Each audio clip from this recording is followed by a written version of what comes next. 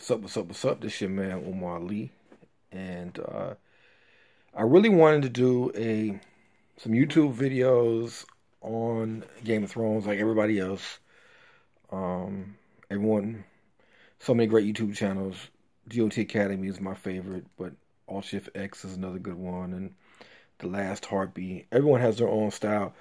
So I'm not gonna do the predictions like everybody. I'll do a little bit of predictions, but I just want to do a little bit of character analysis. And I'm going to break this down in maybe 4 or 5 videos and just talk about what these characters represent from a moral, ethical, historical, sociological, even religious standpoint.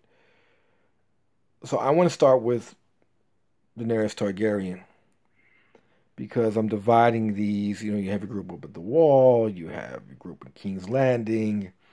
You have your oddballs like Sam and Gilly who are, at the Citadel. But Daenerys Targaryen, she has her dragon. She has Tyrion Lannister with her. She has Jorah Mormont, who's not with her, but connected to her, Lord Varys, Sand Snakes, Yara and Theon, House Tyrell, Missandei and Grey Worm, Melisandre, and the other red priests and priestesses. Um, and I want to start with saying that I'm not the biggest fan of Daenerys Targaryen. I'll even say I'm not a fan of Dany at all. I find so many things problematic about her character. And where do I start? Let's just start from last season. She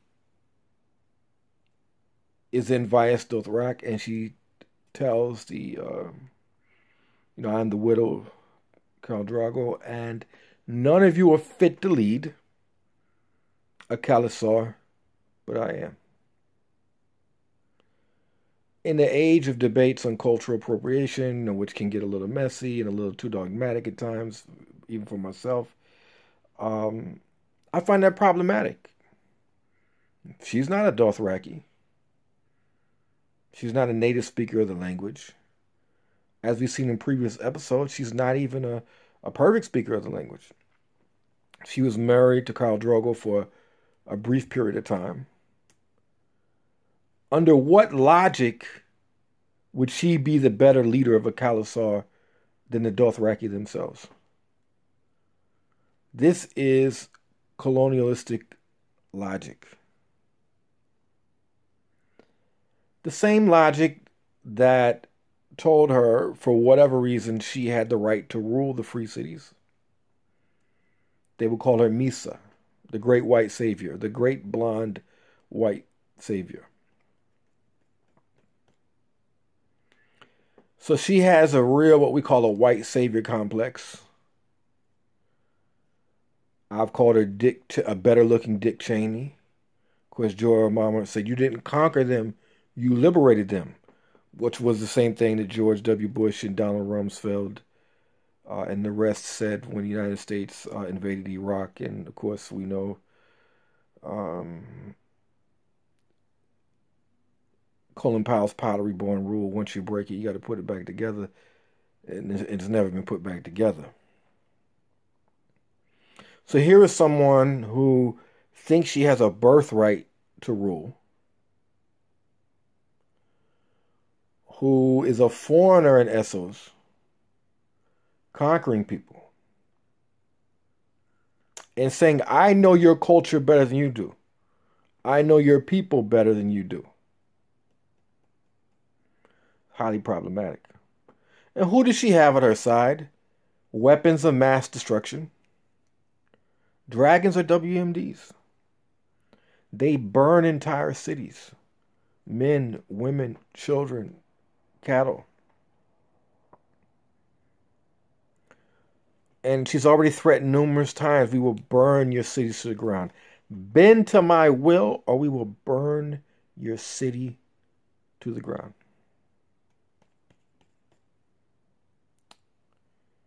So, She is crossing the narrow sea with her WMDs. Whether she can keep control of them or maintain them, there's a lot of variables. Euron Greyjoy allegedly has a horn, and Bran may be able to warg dragons, and other things could happen. Dragons have been killed before. It's not like you can't kill dragons. She has Tyrion Lannister by her side, who is, one of the wisest people on the show or in the books, along with Samuel Tarly and Sir Davos Seaworth and Lord Peter Baelish and Varys, but in a different way. She has Tyrion by her side, but Westeros looks at Tyrion as the guy who murdered his father. He's not a popular figure in Westeros. In Westeros, he's Tyrion the Imp. And I believe that Tyrion, if you look at the trailers, he has a disturbed look on his face, a worried, frightened look on his face. I believe that Tyrion will be disturbed by many of the things Daenerys does and the dragons do. And I think that Tyrion is going to have to make some tough moral decisions. And I predict by the end of this season, you'll see a rift between Tyrion and Dany. How big that rift will be, I don't know. Jorah Mormont, of course, is off to seek a cure for his disease. Will he find it at the Citadel? Will he find it from some Maester? We don't know. But he's just love blind. He's in love with Dany. And it's a blind love. Love can be an intoxicant.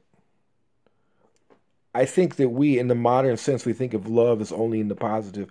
Love can also be in the negative. You can love, and that love can blind you and it can be harmful. Or as the old saying goes, love don't pay the bills. So I don't see Jorah Mormont as a force for good. I see him as he's a decent man, but he has his moral faults. He was involved in slavery. He spied on Dany and her brother. And he's blinded by love. I in no way think of him as this pristine moral man. She has Lord Varys with her, and Varys is one of my favorite characters, who, like Littlefinger, came from nothing, shrewd and cunning. But we don't know what his endgame is. Is his endgame Dany? Is his endgame House Targaryen? Who in House Targaryen? There's a lot of question marks around Lord Varys.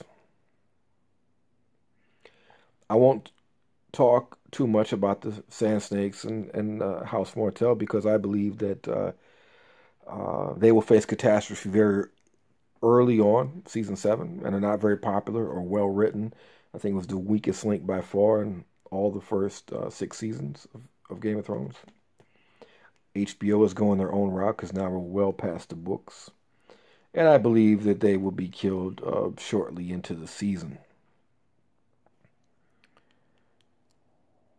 We have Yara and Theon with her. And I gotta admit, I am not a fan of Theon Greyjoy. There's only so much you can redeem yourself. Redemption is one thing, but when you've murdered 2 farm boys, when you helped set the wheels in motion that House Bolton were able to capture Winterfell, and what have you done to atone yourself? You helped Sansa Stark escape. Okay, it's a good deed. Doesn't quite make up for all the bad you've done. I know he had his penis removed by Ramsay Bolton, and it's very painful to even think about. Of course, I'm very fond of my own, and I would hate to have it removed by the sadistic, illegitimate child of any governor or ruler in these days. But I'm still not sympathetic to Theon. He's either sadistic or he's whining. And even Tyrion. Tyrion is great when he's witty. When he gets into that self-loathing mode, that's when Tyrion gets on my nerves. Of course, the old Too Short saying, you can never turn a hoe into a housewife. So how he wanted to turn Shay into a housewife is beyond me. Uh, House Tyrell is done. And I think the remaining member of House Tyrell will also see a death in this season. Missandei and Grey Worm, I gotta admit, everyone has their own tastes and stuff like that. Missandei to me is the most beautiful woman on the show. I can't remember her name, Natalia, whatever her name is. I think they're gonna get it on. I'm not quite sure Grey Worm how he does it. I'll have to Google it, Wikipedia, how do eunuchs have sex, but I'm glad he's getting some. She's definitely a very attractive woman. And, I'm just not quite sure what her role is going to be as someone from Essos. And knowing the language of Essos, what her role will be in Westeros. More interesting to me are the Red Priestesses. We've seen in the previews that Melisandre, so it didn't work for Stannis Baratheon, who I thought would have been a good king. Didn't work for Jon Snow, put her out. I mean, he brought the guy back to life, but he, banished her from the north. So now she's on the Dany, on the Targaryen bandwagon, along with the other Red Priestesses, including the main Red Priestess. I can't remember her name. She's an Israeli actress.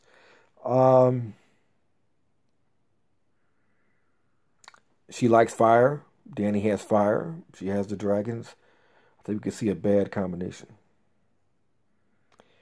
And when I say a bad combination, in the preview, Dany says, I was born to sit on the Iron Throne. I was born to rule. And maybe it's just me, but I think that's a very dangerous... And again, she thinks she has the right to rule people in Essos, that she has no blood tie, no kinship, no cultural tie to. She thinks she's the best Dothraki leader, even though she's not a Dothraki.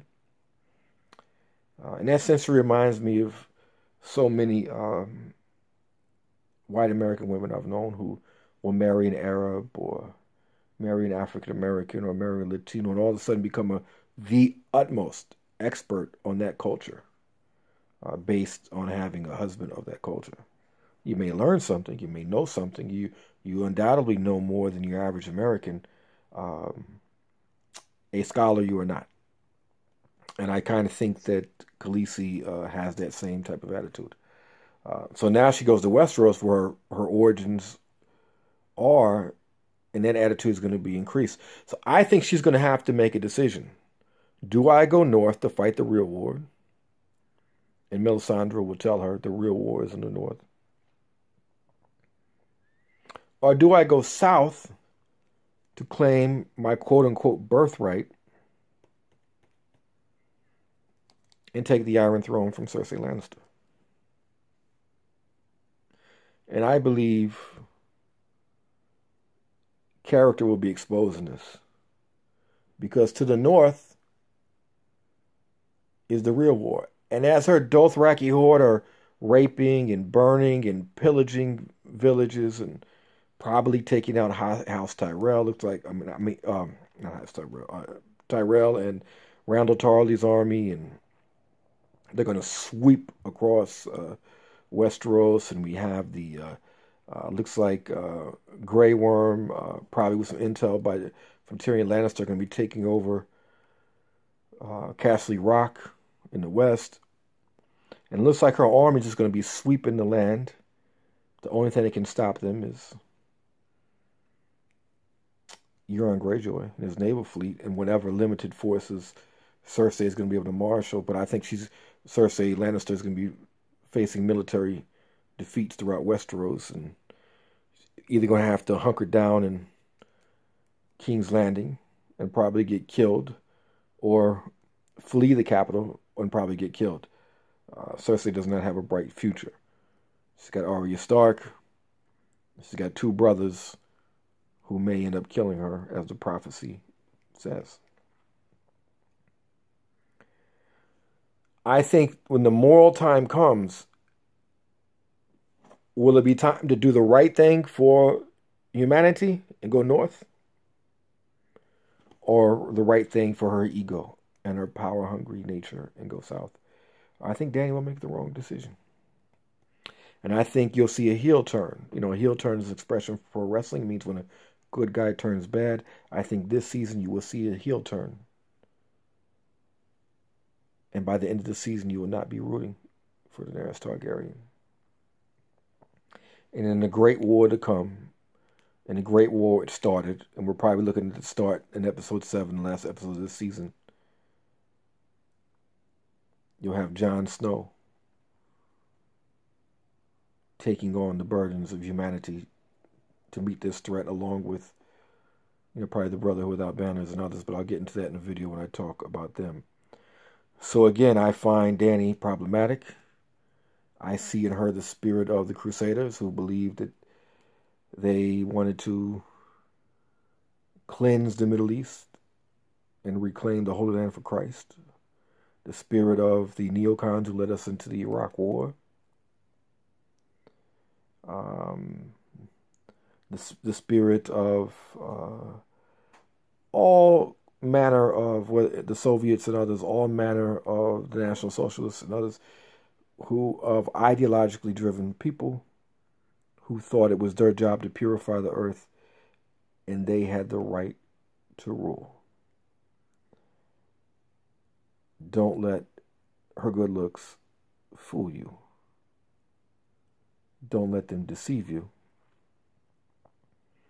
Don't be like Tyrion Lannister, who fell in love with Shae and ended up on death row.